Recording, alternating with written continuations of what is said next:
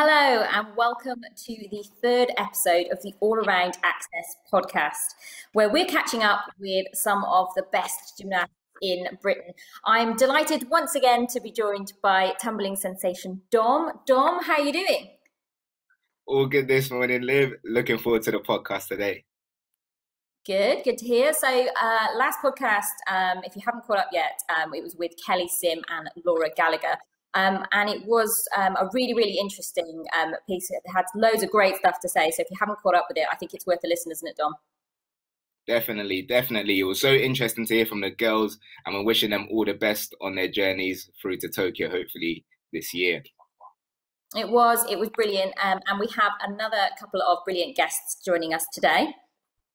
100%. So today we've got World Parallel Bars champion Joe Fraser and his coach and head coach at City of Birmingham Gymnastics Club, Lee Walls. Welcome to the podcast, guys. Cheers, thanks for having us. Well, thank you so much for joining us. It's great to have you on the podcast. We're going to kick off with some basic introductions. So I want to briefly get started. Let's go back to the beginning. Firstly, Lee, if I could come to you. We wondered if you remember when Joe first came into the gym and what your first impressions were. Now, be nice. Actually, it wasn't Joe walking into the gym. It was me walking into the gym because I moved to City of Birmingham in 2008 from a previous club, and Joe was already there. So it was a case of me being the newbie, and everyone staring at me like I was this stranger.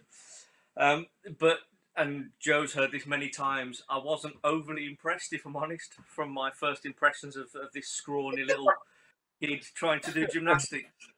It was all arms and legs with some really bad shapes, but I loved his work ethic. And that's what stood me out. It wasn't the fact that he was this super talented gymnast that could do lots of stuff at that time. It was just his attitude towards gymnastics and the want to be the best he possibly could be. Yeah, nice. Good lesson for young gymnasts, I think, to learn. Definitely. I mean, yeah, it's not about being a superstar at 8, 9, 10. You know, it's about putting in the graft and being prepared to work as hard, if not harder, than everybody else in the gym. Otherwise, you know, you're not going to achieve your dreams. So. And Joe, similar question to you, man. You know, when you first come into the gym, I imagine you started very young. What was your first kind of thoughts when you first walked in? To be honest, I can't really remember. I presume that I just wanted to learn how to do some somersaults or something like that. Looking back, I was like trying to do somersaults and stuff. I just enjoyed it. I enjoyed flinging myself off apparatus, as I'm sure you do. So yeah, I just wanted to do as much gymnastics as I could, really. And just a little follow-up question. Obviously, you start gymnastics very young. What age did you start, just out of interest? I started at about 5. Yeah, about 5 years old. I started at just a little bit younger at 4. And obviously, when you start in gymnastics, you kind of do a little bit of everything. And then when you actually come up and you're showing some talent, you actually go to specialize. And then once you specialize, you then move up through the national system, the GB system, and hopefully, you know, the best go right to the top like yourself. At what point in your journey, what age did you really think, you know, this is not just a hobby for me. I can actually go on and hopefully, you know, represent my country and, you know, maybe even get to the top like you have done? I'm not sure. I remember making my first national team, and I was driving. My mum was dropping me at gym, and she'd said to me, "Joe, I've got a surprise for you." And I was thinking, I've got a PlayStation 3. I've got a PlayStation 3. I'm sure. And then what I had. And then Lee said, like, I've got a surprise for you. And then I found out that I'd made the GB national team. But I didn't even know there was such a thing as the national team at that age. So it was all new to me. Doing gymnastics because I enjoyed it. So I think that probably was like a real turning point in my career, because I started to realise like I was doing well. I needed to focus more and put in hard work where it needed to be. So I think that was probably my turning point personally. So Lee, did you think the same? Was there a point or a routine you think with Joe that made you think he could go on to achieve great things in the sport? I always said to Joe's dad that if he hadn't made the GB team by the age of 15, then I hadn't done my job properly. And I think he made it by the age of 13. And I assume, I can't remember that far back, but I'm pretty certain he made an international competition at age maybe 14. And I thought, actually, this kid's all right. I mean, what we don't broadcast is Joe got injured for his first 3 internationals, so he missed them. So it took actually much longer for him to compete for GB than what was part of our plan. But every time he did a competition, he seemed to be beating people that were beating him before. You know, and he was steadily making progress up to what eventually became the podium. And I think from that point, my target for Joe was not necessarily always winning, but it was always making improvements. I thought that was a good milestone for me and Joe. So, although it happened, the target was never to win a gold medal every single time we did it. The target was just to make small improvements across everything, whether it be a final score or a difficulty of a routine, or whether it was just to improve on execution. And once we started putting all the pieces together, Joe started winning titles and medals and going to internationals, and it's just progressed from there. So there was never for me a defining moment. It was very organic as to when Joe started to become a champion and started winning medals. So do you think that's a good lesson for kind of coaches and gymnasts alike to kind of work towards the long game as opposed to trying to, achieve great things, like you said earlier, by the time they're 8 or 9 years old? You know what? I've been in this sport now 25 years, I think, coaching. And what I realise is that a lot of people, gymnasts and coaches now, because of social media and the instant access to everything, everybody wants success like now. And because I didn't realise where I was going with Joe and the rest of the boys, I never had that I want him to be a champion now.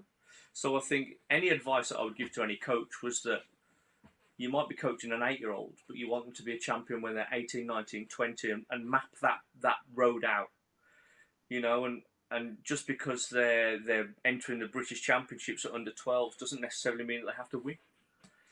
Because I've seen so many juniors, amazing juniors, that never become a senior gymnast. And for me, it was always about creating a team of senior gymnasts, as opposed to super talented, super young champions. So I'd definitely say for me it was about creating a pathway to having great senior gymnasts. Brilliant. Okay, it's really interesting to hear from you both how it all started. We're going to fast forward a few years and get into kind of the main part of this episode, to the 2019 World Championships, which was obviously an amazing few weeks in Stuttgart.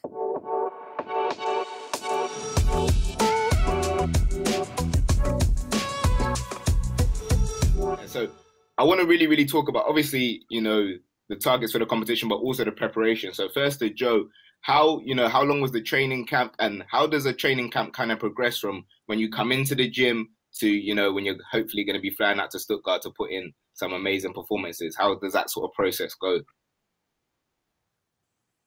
So we trial, I want to say, around a month to 6 weeks before. And then the team will be selected off the back of those competitions. And then we pretty much stay at Lilleshall most weeks then. So we'll do probably 4 weeks at Lilleshall. And before the Worlds in 2019, we actually did a competition in Germany. So we did a competition in Germany.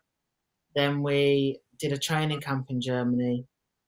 Then we did 1 week at home and then came back to Germany. So we was kind of like adjusted to the time zone, and even though it's only an hour or 2 hours, it was like you're just kind of comfortable. So that made it a lot easier for us moving across. Like camp preparation didn't quite go to plan. I had a bit of a problem on P-bars and stuff. Like just was kind of overthinking routines and just started making a few mistakes.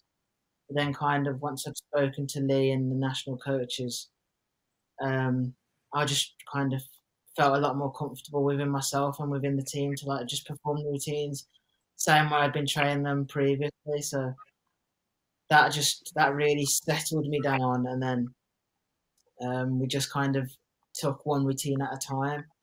I never really go into a competition thinking, like Lee said, I don't go in there thinking I want gold, I want gold, I want gold.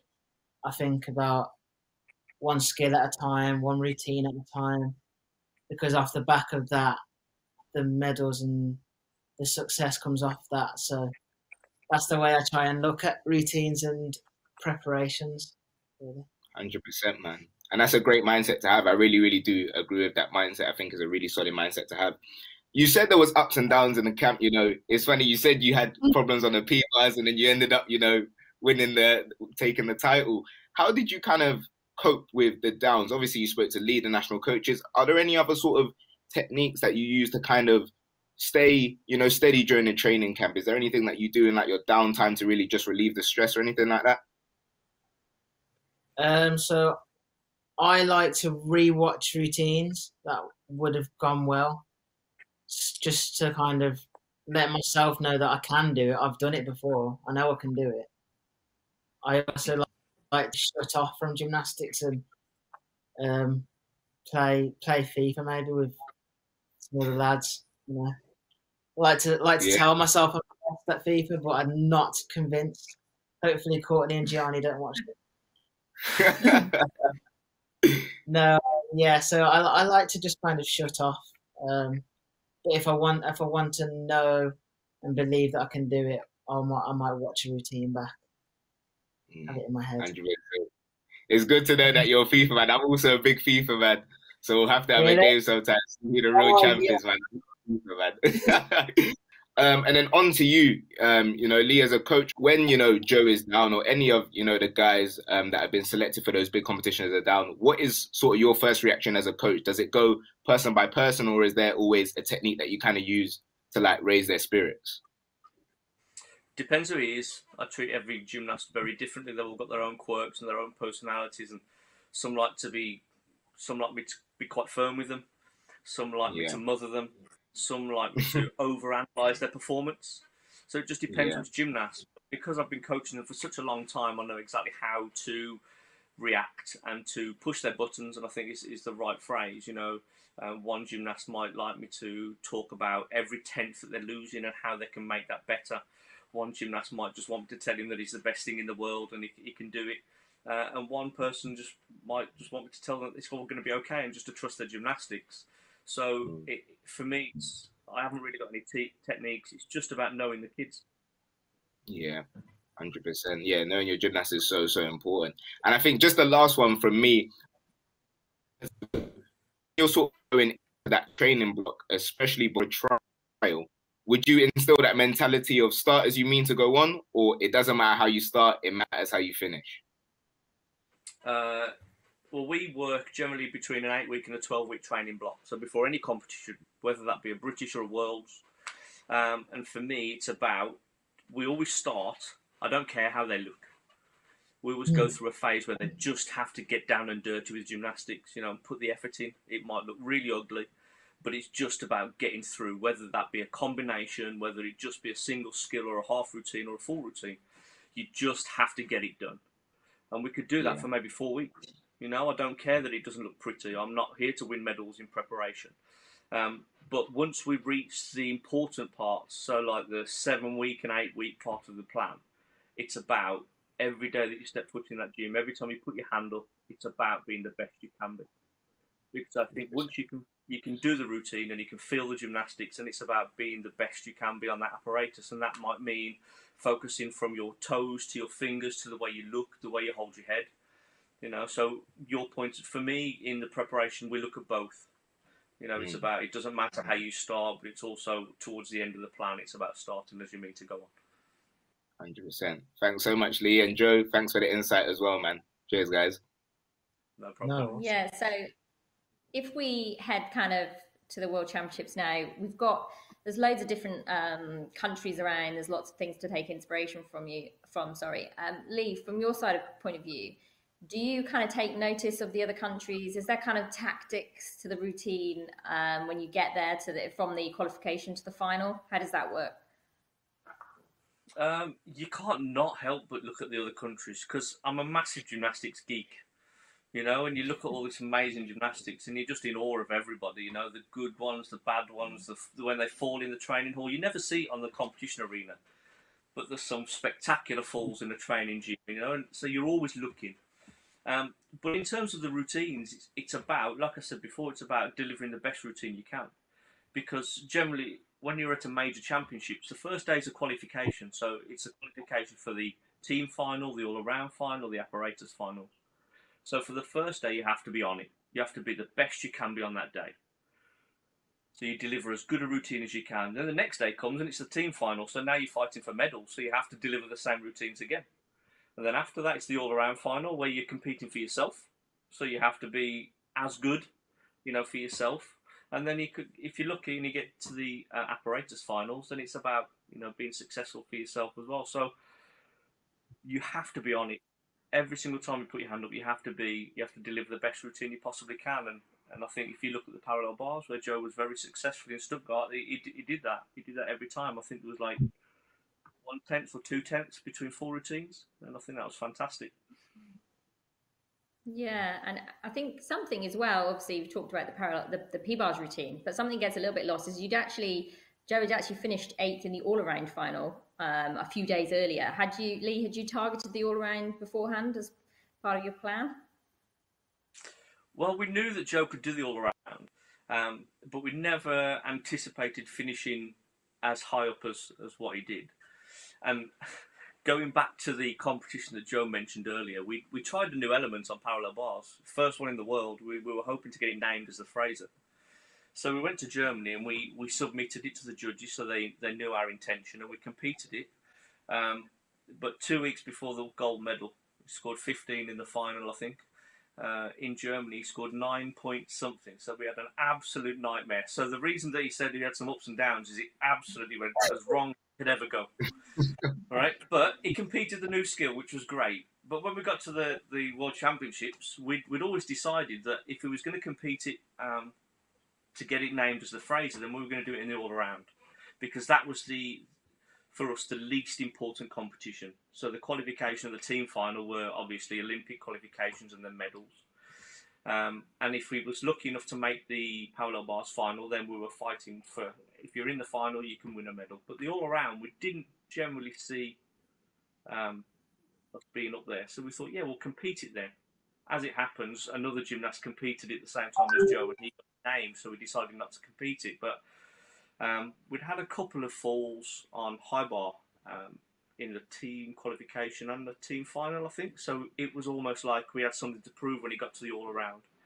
And yeah, I'm glad we did, because we really proved everybody that Joe's one of the best all-rounders in the world. So it gave us that confidence, him and me actually, to fight for that all-round podium in future competitions coming up.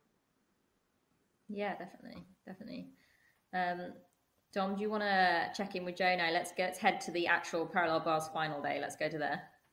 Yeah. So Joe, obviously in Stuttgart, the training days have gone. You know, you've gone through, you know, your team qualifications, your team finals, your all-around final, and obviously you're now, you know, the night before the individual finals on parallel bars. You know, how was the sort of night before? Were you calm? Were you know what you're doing, or was it quite nervy for you? How were you feeling? I was relatively calm. I just knew that I'd go out there, enjoy the environment. It's not often you get to go out on these major competitions and perform the routines you've been working years in advance for. So I just wanted to go out there and enjoy myself, really. So I was relatively relaxed. I'm one that loves sleep, so I was going to get a nice, good 9-10 hours in. Nice, man. Ready for that competition day. So yeah, I was very relaxed, really. 100%. And you obviously go into the day. You know, how was the warm up? Because in my time competing as a gymnast, I've seen some people have some like terrible warm-ups, and then a terrible warm-up leads to a bad performance. Some gymnasts have had terrible warm-ups, but they managed to bring themselves together and still deliver a great performance. How was the warm-up for you, and how important is like a solid warm-up towards, you know, hopefully going out there and competing your best? Well, I'm quite methodical in my warm-up, so I do the same goes every day. So it was just a case of me having my free touch warm-up, walking out and just performing the way I've been training previously to that. I remember I needed one more touch on P-bars, and the Ukrainian guy, Petro, said to me, I can go. So I had his go, I think, I'm pretty sure, just before we walked out. So God knows what would have happened if he'd had the go and I didn't. Yeah. It's like the butterfly effect. Like these little tiny things, they just lead to the next thing and to the ultimate thing. So yeah, man. thank the gods of gymnastics that you had your go when you did, man. And when you landed your dismount, did you have absolutely no regrets? You did the best routine possible, or when you look back on it, are there still things, even though you won, are there still things you wish? I wish I could have done that a bit better, and so on and so forth. Well, I'd kind of become a bit obsessed with my P-bar dismount. So all I was thinking from start to finish. Well, I'm only thinking about my very first skill. It's the only thing that's in my head. Hummer, hummer, hummer, hummer, hummer. And then as soon as I'd done that, I was just like, stick to dismount, stick to dismount, stick to this way through. So I wasn't even thinking about it. Really. Like it was just autopilot. And then when I didn't stick to dismount, I was like, oh, you've ruined your opportunity there, kind of thing. Yeah. So I was kind of like, it made it so obsessed about this one thing, I kind of like just forgot about the rest of the routine, and it just kind of flowed as it did. Yeah. Looking back, I won't do that again. I'll take each skill as it comes. 100%, yeah. But like you say, sometimes when it's so high pressure, it's hard to focus on everything because there's so much to focus on. And then, me personally, obviously as a fan, I remember watching it, and when obviously you found out you were world champion, it was absolute scenes. The boys were lifting you up. Lee was over the moon. You were over the moon. In a few words, just tell us how that felt, man. It's hard. Even now, it's like it makes me feel weird. I don't really know how to describe it. And one thing I also forgot to say was before I got on the bars, like I was doing the grip, like we syrup and chalk the P-bars. So I was syruping and chalking, and that kind of gets me quite out of breath. But I was like panicking. I was like, not going to be done in time. Not going to be done in time. And then Lee just said, calm down. And I was like, okay. And that was just before. So I think like the fact he told me to calm down made me like settle into the routine as well.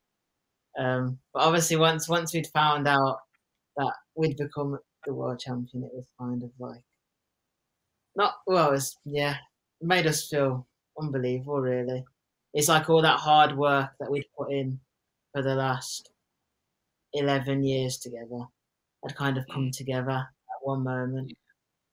And it definitely spurred us on moving forwards from that. So very exciting times ahead. 100%, man. Like I say, I hope there's going to be the first of many, man. You're still young in the game, still got a lot more left in the tank, man. So that was a brilliant moment, and I'm sure there's going to be a lot more brilliant moments to come. So well done to you both. Thanks for the insight. Cheers, bud. Lee, obviously from a coach's perspective then, I know coaches all across the country get nervous as anything when their gymnasts are out on the floor. Do you give Joe any particular, obviously he's just said you tell him to calm down. Are there any other kind of bits of advice you give him, or do you kind of trust that at that point you've kind of done everything that you can do? I've always got certain things that I say to the guys when I lift them up or when we're preparing apparatus. And generally on parallel bars, I don't say a lot to Joe other than maybe just own your long swing to one bar, because I think if you're a little bit timid on that, then that's when the wobble's always coming. So I just try to tell him to take control and own the skill. And Other than that, it's just a case of, you've done the hard work, enjoy the moment. What will be, will be. If anything ever goes wrong in routines, I'm never disappointed, because we're just out there learning and gaining experience from everything that's good or bad. And we've had such an amazing championship, so I could never have been disappointed with the result, regardless of whether it was 8th or 1st. So I think we were both out there just living our best life at that time, Yeah. And during the routine itself, do you kind of live it with him? Are you analysing every move? You're obviously a high level judge as well. So are you kind of working out what's going on as it goes through? How do you deal with that? Yeah, that final routine was a bit of a roller coaster. As a coach, yeah, I was massively nervous actually, and I crouched down. You were meant to go into a certain place out of the way of the cameras, but I just couldn't. I always like to watch certain apparatus from a certain angle, and the angle that I watched parallel bars at was smack bang in the middle of the camera. So I was fully aware of watching the routine, but the camera was also could see me. So I was trying to play it calm, and I wasn't trying to show any emotion. And because on the qualification day I stood in exactly the same place, and when he landed his dismount, I jumped around like a muppet. And then I realised that the camera could be watching me, so I had to take it a little bit more steady in the final. But yeah, it was one of those probably 10 minutes of heart in mouth moments. Let's say, it was fantastic. I wouldn't change it for the world. And how rewarding is it for you just to see that hard work pay off? Like Joe says, that's kind of 11 years worth of work come together, and we know gymnasts and coaches, you sacrifice so much. That must have just been such an amazing feeling. Yeah, it was. I mean, the satisfaction for me was that Joe and I had a conversation at the beginning of the cycle, and we decided what routine or what I thought Joe was going to be good at. So I sort of constructed a routine over 4 years, and in 2016 we sat down and we wrote that actual routine out. I think Joe's still got the piece of paper somewhere, and that was exactly the routine that we wrote out, that we thought would take him through to the end of this cycle. And if he did that routine, then he would be one of the best gymnasts in the world. So, and ironically, it actually happened. Not only did we compete that routine, he became world champion. So to see our vision come to fruition, it was a pretty special moment. Yeah, and as I say, it's just you've obviously got Dom as well making finals, so you obviously produced some talented gymnasts. It must just be an amazing experience. So, and I'm sure for both of you that was a moment that you will never forget. I imagine it's obviously been a frustrating time for you both without competitions. What's that been like? It must have been a first for quite some time to have this amount of time without competing. What's it been like for you, Joe? To start with, I was struggling. I found it hard, like not being able to train, not obviously competitions being cancelled and postponed. But I've had quite a lot of time, as everyone else has, to reflect and think about the ways we can move forwards from this. So just kind of I've tried to use it as a positive.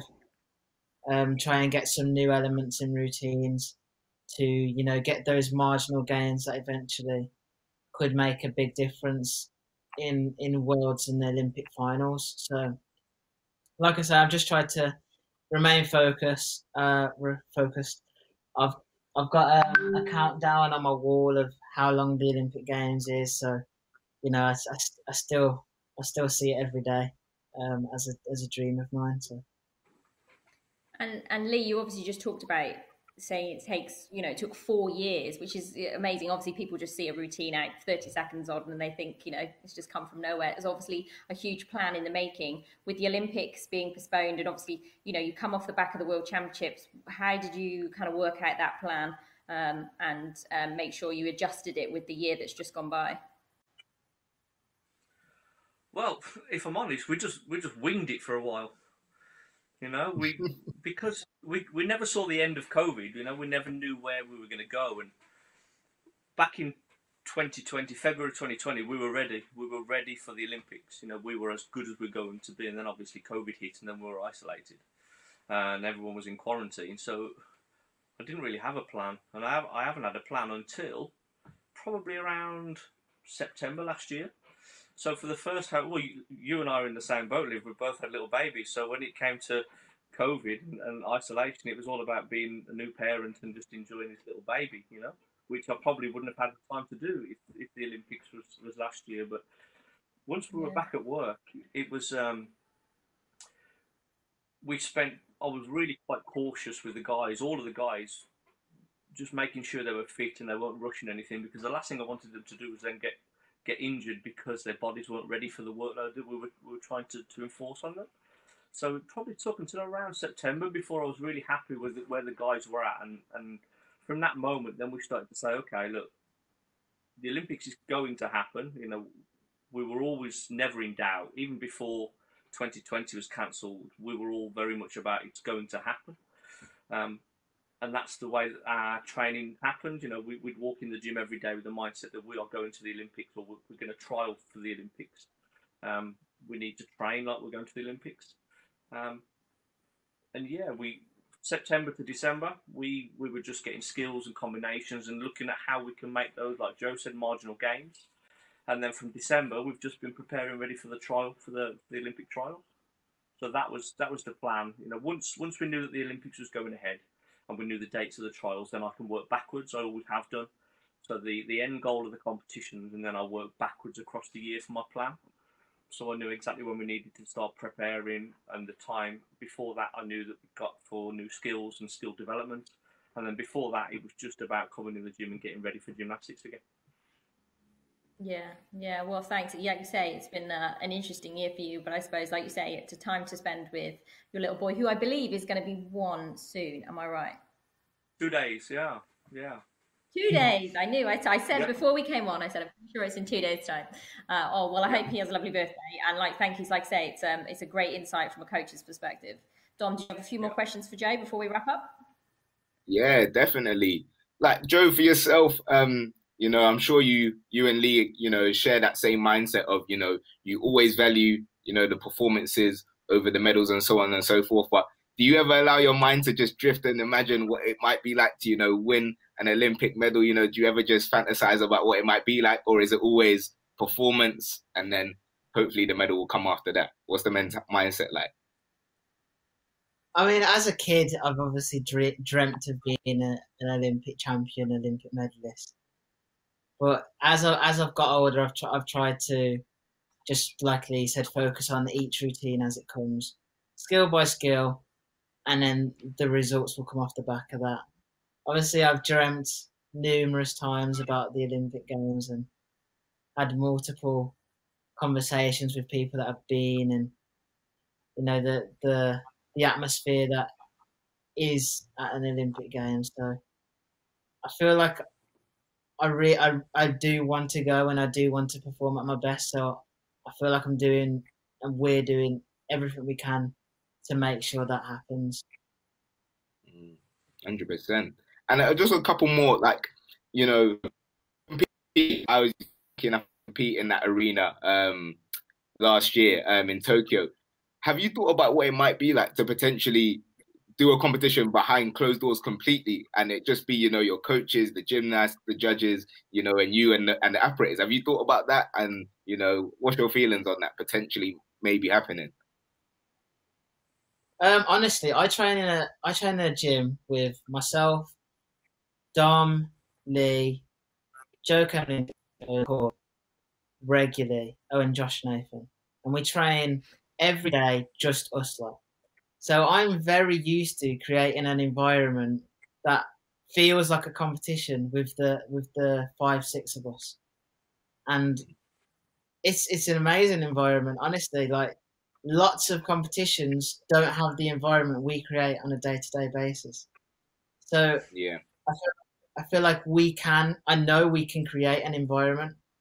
I've done it. So although how strange it would be to not have friends and family and, you know, different countries supporting each other in the crowd, I feel like we still can create an environment and know that those people are still watching us from home. So, you know, I'm still focused on the goal.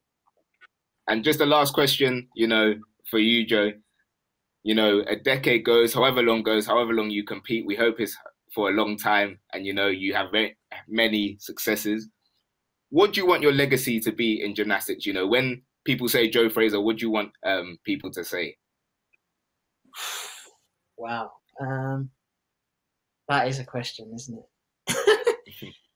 I want people to say, you know, that I put in time and effort to be the best that I could be. I tried to influence people to work hard. I tried to push others to be the best they could be.